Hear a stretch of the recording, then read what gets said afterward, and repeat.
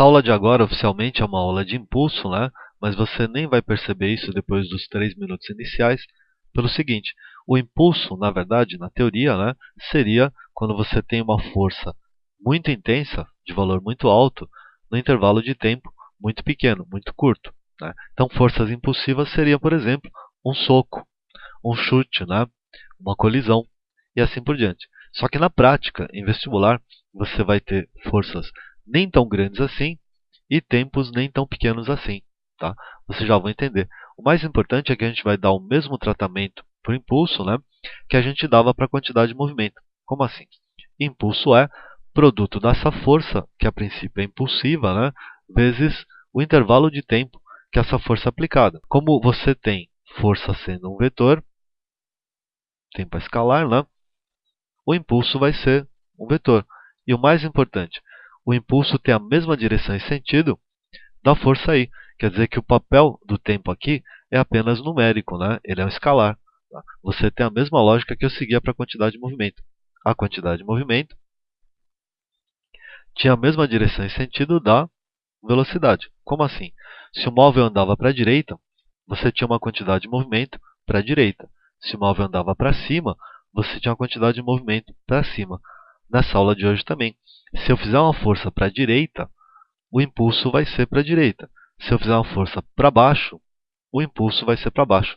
Então, tenta guardar isso aqui. Tá? O impulso tem a mesma direção e sentido da força, da mesma maneira que a quantidade de movimento tem a mesma direção e sentido da velocidade. Então, aqui eu vou escrever de novo a equação do impulso, que a primeira coisa que a gente vai fazer é ver as unidades.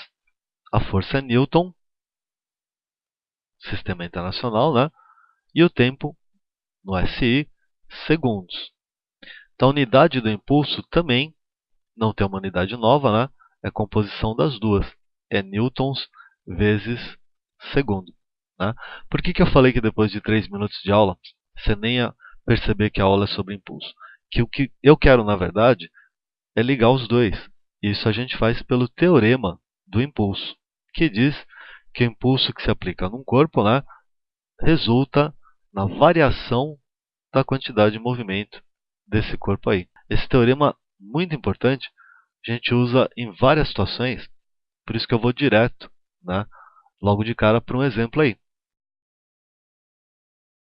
O texto diz o seguinte: devido a uma pane mecânica, 3 amigos precisaram empurrar um carro, né, para movê-lo para um lugar seguro. A massa do veículo mais a do motorista, que guiava o carro, né, era de 1000 kg. Vou anotar aqui no canto, né, a massa total do conjunto, 1 tonelada, né, 1000 kg. Continuando a leitura, o texto diz o seguinte: o gráfico a seguir, esse aqui que está do lado, mostra como variou a intensidade da força total horizontal aplicada pelos amigos sobre o veículo em função do tempo. Então você vê que a força tem um pico de 1.200 newtons, né, ao longo de 10 segundos aí. Embaixo do gráfico a pergunta: sabendo-se que durante todo o tempo também atuou sobre o veículo uma força resistiva total horizontal e constante de intensidade de 200 newtons e que no instante t igual a zero o carro estava em repouso, estava parado, né? Eles querem que vocês calculem a velocidade escalar atingida pelo veículo em metros por segundo no final desses 10 segundos aí. A primeira coisa que eu vou fazer, né, é calcular a área. Por que a área? Você lembra, impulso é força-tempo, né? Você tem a multiplicação dos eixos, é para você tirar a área debaixo desse gráfico aí. Como eu sempre comento para vocês, né, área no vestibular de física ou é retângulo, ou é quadrado, ou é triângulo. Então, coisa simples que você aprendeu lá pela quinta série, né? A área, no caso, é de um triângulo, base vezes altura, sobre 2. E essa área vai me dar o valor do impulso, que é força vezes o tempo. A base é 10, aqui embaixo, né? A altura é 1.200 sobre 2, que vai dar 12.000 sobre 2. Isso aqui é o impulso, então. Então, o impulso seria 6.000 newtons segundos. Newtons vezes segundos. Isso aqui que eu calculei seria impulso da força dos amigos empurrando o carro. Só que o texto também menciona que tem uma força resistiva aí. Então, o impulso da força resistiva, vamos chamar de R, né? Seria a força resistiva vezes o tempo. A força resistiva é constante, né? Vale 200, é oposta ao movimento dos rapazes. E o tempo é o mesmo, é 10 segundos. Então seria 2000.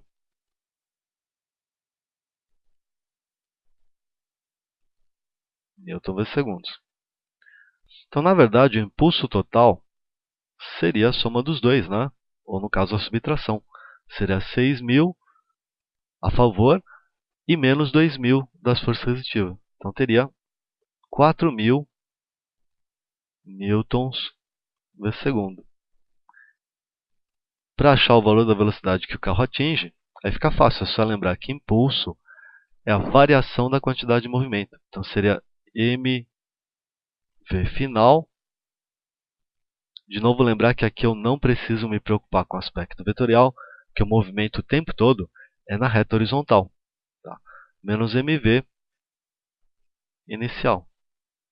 Como o texto diz que o móvel, né, que o carro estava em repouso inicialmente, eu cancelo isso aqui inteiro, né? E eu ficaria com o seguinte: 4.000 do lado esquerdo igual massa 1.000, né? Vezes a velocidade final do carro aí. 4.000 sobre 1.000, velocidade final do carro seria 4 metros por segundo. Horizontal para a direita, é claro que eles não perguntavam, né? Você tem que lembrar que a quantidade de movimento é a mesma direção e sentido da velocidade aí.